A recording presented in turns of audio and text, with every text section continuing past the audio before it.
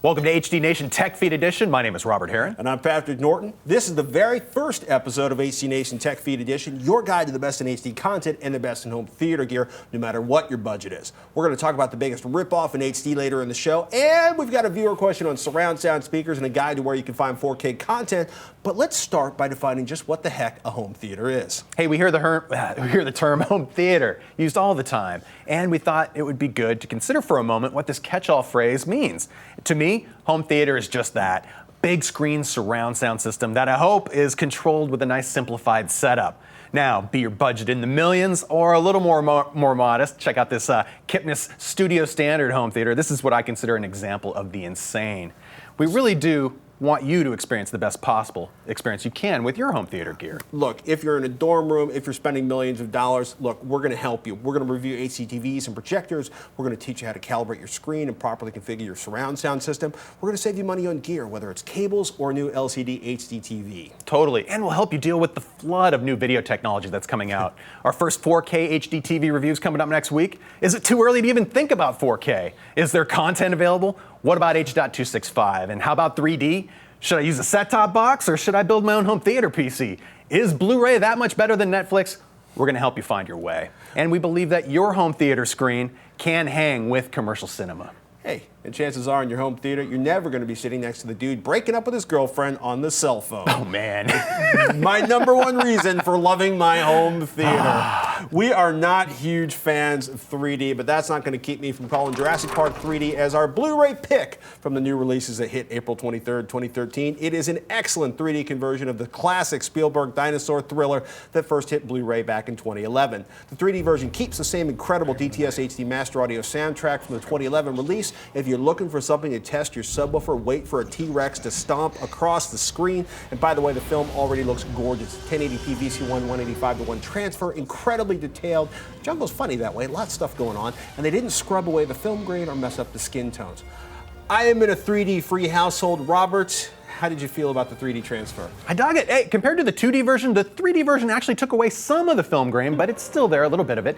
The 3D enhancements were really well done, and they were effective at keeping my eyes just glued to the screen, soaking in the details. The jungle scenes in particular, seeing those in 3D just had my eyes dancing all over the place, picking out not only the leaves, but every little bit.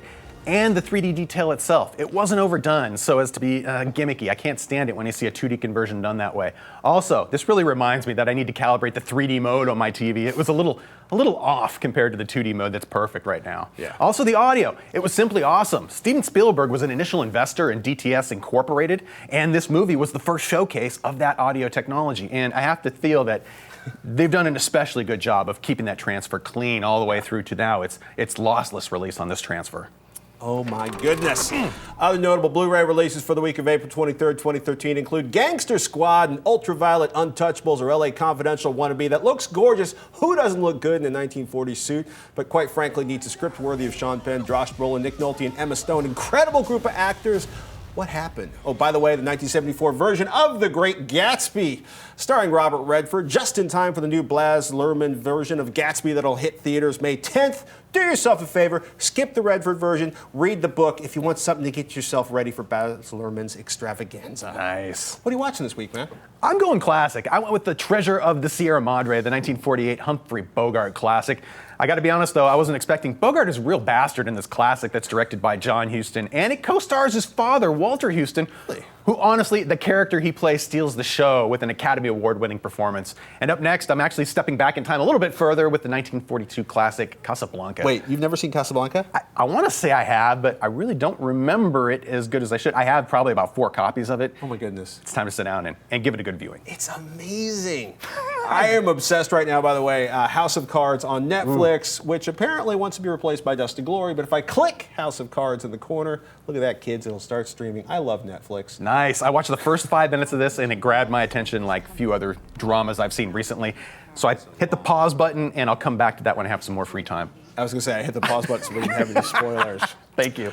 We got our first question on HD Nation Tech Feed Edition at Mike Fielden tweeted, is there such a thing as directional rear home theater speakers? And this is kind of a complicated question because there are directionless surround sound speakers, but Totally. the truth is all like speakers in general. Most home theater speakers, for example, these delightful Orb audio speakers, are monopole. Not because there's a single speaker, but because all the drivers are on the same side facing the same way. Direct radiating speakers, where I point the speaker, the sound is going to come out. Generally speaking, all speakers are directional for that reason. Anything that has that front-facing panel, usually you want to point that right at the listening position. Now, Before somebody comments below us on YouTube, yes, we understand at lower frequencies your subwoofer is non-directional, but let me tell you something. You put a giant subwoofer in a room, I can probably point to which side of the room it's coming from. placement's important as much as where they go. Bipole speakers, drivers on two faces opposite each other. The idea is that they are filling lots of sound. It's kind of funny. They're in sync though. Dipole speakers, one speaker on the front, one speaker on the back, or one speaker on the, you know what I mean? It's basically like a lot of times you see these on sort of a box that mounts on the wall, and this is facing the front, the screen, this is facing the back. Yeah, it's not a public address system. It's actually firing in both directions in order to create a diffuse sound effect, so that it's very difficult to tell where that sound is emanating from. Much different from where you have a very directional speaker. So bipole, they're in phase with each other. Dipole, they are out of phase with each other, and the idea is that they're going to sort of create. Well, they're going to make it more difficult to figure out and point where the speaker is. Totally. Nowadays, I'm finding that just about all home theater setups are using directional speakers. I'm not finding much of the dipole or bipole technology used, although it's out there. And some of the older systems, though, actually incorporated. Originally, I want to say that Dolby Digital had a setup that actually requested that you use the bipolar dipole technology for the surrounds. Nowadays, not so much. Honestly, my best setup for surround sound system is 5 or more identical speakers plus your subwoofer. I don't think I've physically held a bipole speaker. The last one I held was like a 15-year-old Cambridge audio speaker that's older than my truck. By the way, these are Orb audio speakers, orbaudio.com. They put them together down in LA. They do a fantastic job for the money. And, I was going to say, my last dipole was working in a THX classroom, and where I got to sit there and place it in different positions and see how well it is at diffusing that sound. But I don't see them as often as I used to. There you have it. Are you wondering what the biggest ripoff in home theater is? What are they? Cables, people. HDMI cables, to be specific. Robert, does anybody need a $400 gold-plated 99.99% pure copper cable quietly knitted by HDMI gnomes in Bavaria? Not at all. What about a $4,000 one? Not at all. Listen, for the most part, what's going through an HDMI cable is ones and zeros. Either the data makes it through or it won't. Yeah, it works or it doesn't. What about like a $150 Monster cable? You know what? Monster makes terrific cables. I can't think of a cable I bought from them that I was disappointed with, although they are pricey, as you mentioned. However, it's transmitting essentially the exact same amount of information at the same quality for just more money. So what about a $1.99 25 AWG high-speed HDMI cable with ferrite cores from monoprice.com? I say that's a great place to start. You can't really go wrong with a cable like that. One, if it's available for sale from at least a retailer you trust, chances are it's going to work just fine. I haven't actually come across too many cables that don't work. Most of the time I have a cable fail on me, it's damage. Either somebody bent it got clipped slightly, or somebody ripped the connector a little too hard when they were trying to get it out of a set. It's funny, most people, they assemble their home theater and they're done. All the cables stay in there until they buy a new HCTV or a new piece of home theater gear. One of the rare cases where it might be worth spending a little extra money is if you move around your stuff a lot, if you change your apartment every year, if you're moving gear around your house, if you like to swap, if you're the kind of person that updates every 6 months, buying something, or if you test home theater gear for a living, conspicuous nod to Mr. Robert Heron, you might want to spend a little bit more for basically an HDMI cable that's maybe put together a little better? Nah, maybe not. I'd rather you have an extra cable laying around. So if there is an issue with your current connection and you're questioning whether the cable might be the problem, swap that cable out. Nowadays, they're the least expensive problem you can have in home theater. So swap that HDMI cable if you ever think it's an issue. I'm walking out of the big box store. I got my copy of Jurassic Park 3D. I got my new 3D Blu-ray player. I got my new $1,500, $2,000 65-inch 3D HD screen. And the salesman goes, Pat, you need an HDMI 4.1a cable, or you're not going to have the full 3D experience. It's only $175. All HDMI cables support 3D. Let's just get that out of the way right now. Even the $4 ones?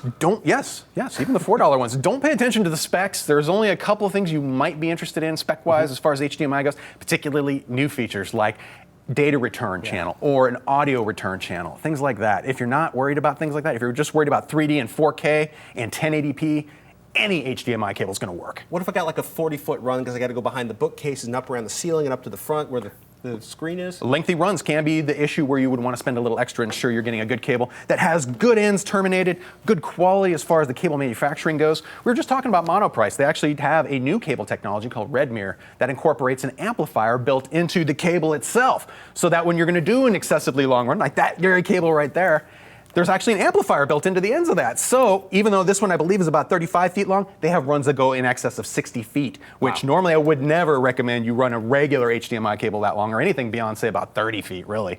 But in this case, with the technology built in, they can not only do thin wire designs, but also very long wire designs. So again, at affordable prices, I think that is about maybe $1 or $2 per foot.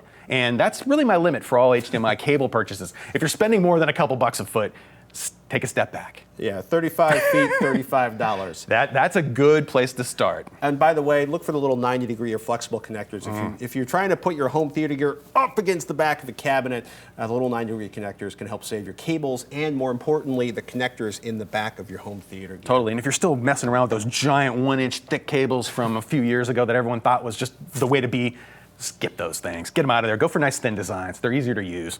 With 4K HDTVs starting to show up like that $1,500 4K LCD from Seiki we'll be looking at next week, a lot of folks are wondering if there actually is any 4K content. The first dogpile of feature movies are going to arrive this summer with Sony's FMP X1 4K media player, the first 4K player we know of, at least that doesn't come with a $25,000 screen. $699. Now watch Robert's face as I read off the list of 10 movies that will come with the X1. Bad Teacher, Battle Los Angeles, The Bridge on the River Kwai, The Karate Kid, 2010, Salt, Taxi Driver. Yes. That's My Boy, The Amazing Spider-Man, The Other Guys, and Total Recall. Which one? 2012. It's a mixed bag, and I gotta say, I am really bummed that Sony didn't include their new 4K transfer of Lawrence of Arabia. Ooh. They're holding that back for the more expensive 4K HDTV owners. Now, 10 might seem a little slim, but HDDVD and Blu-ray launched with even fewer titles. When we reviewed the first HD-DVD players, I believe there were 3 titles available on HD-DVD. Slim pickings, really. Slim pickings. And the FMPX1 will be able to download additional titles via a fee-based video distribution service. Why do I feel that data caps are going to be the big deal for 4K owners? Because even with H.265 compression, 4K movies are going to be really, really big. Man. Now, let's say you want 4K content right now because you just got that new Seiki 4K HDTV from Tiger Direct. The answer is a lot like the answer for 1080p a few years ago. You're going to have to work for it, basically. One of the best sources of 4K right now is video games. The PC is your source. AMD and NVIDIA graphics cards, the latest generation, actually support 4K output via HDMI. That was something that wasn't there in the previous generation, and that's nice to see them already looking forward as to what's coming up. Finally, we're getting the sets in now that will be able to support 4K over a single HDMI connection. Previously, with some of the original 4K TVs we've seen demonstrations of, they were running 2, 3, or even 4 HDMI cables into the TV in order to supply the video stream that they were doing. Try searching for 4K on YouTube. You're probably going to find a lot of German movie trailers, like, well, if the commercial ever ends, this one for, oh, there it is, The Hobbit, yeah. You know, and it's kind of funny. It's a mixed bag. If you take a look over at Vimeo.com, take a search for the videos tagged 4K on Vimeo, the pickings are a little more compelling, at least if you're into parkour and artistic kind of videos. Yeah, astronomy, nature photography, and by the way, Timescapes is pretty incredible. That's some gorgeous video from Tom Lowe, whether he's looking at oceans or stars or sparks in the night. And Tom Lowe, by the way, has one of the only sort of 4K movies you can buy right now. Timescapes, these gorgeous videos that you can find on Vimeo. There's a $20 Blu-ray, a Retina version, and a 4K version that ships on a USB stick. It's a 25 gigabyte 4096 by 2304 file for $99. You can buy those at timescapes.org. And by the way, if you have a theater, you can do a 4K Cineform, which is 4096 by 2034, a 330 gigabyte file, 12-bit on a hard drive for $300. I love those bits and all that data. It's a flood of data. And remember, all the 1080p content that you're enjoying today, whether it's Blu-rays, Netflix, Apple TV, cable, or satellite, all of that content will upscale to fill a 4K screen. Are we talking about, like, basically my Blu-ray, they're going to do 4 pixels for 4K instead of a single pixel on a 1080p transfer? Totally, like we had about a 6 times increase over DVD to to Blu-ray, going from Blu-ray to 4K is another 4x increase. So when I connected my DVD player to my HD TV in the early days of 1080p, the DVD usually looked awful. Are Blu-rays going to look awful at 4K? No, you're actually going to probably see the most detail you probably can, especially compared to your 1080p screen. But what I'm really worried about, will the upscaling also introduce other artifacts, like sharpening artifacts and other things that we really considered basically negatives to making a good, accurate image. That could be the difference between a $1,500 4K TV and a $6,000 4K TV, is how good the electronics inside that are converting your video are. And, well, I got to say, that's about it for this edition of HD Nation Tech Feed. Please subscribe to Tech Feed to get our show in your YouTube lineup and tell us what you think. That's right, and please post any comments, questions, or suggestions right down below. And until next time, thank you for watching.